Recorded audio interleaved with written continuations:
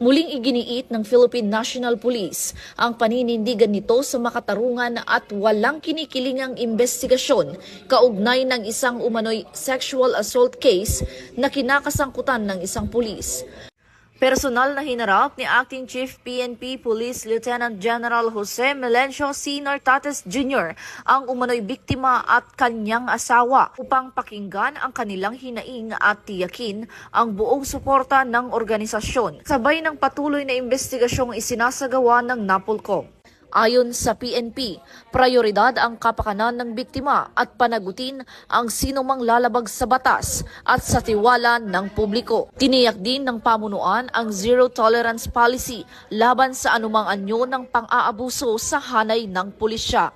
Ito ay patunay ng paninindigan ng PNP sa ilalim ng bagong PNP para sa bagong Pilipinas, serbisyong mabilis, tapat at nararamdaman.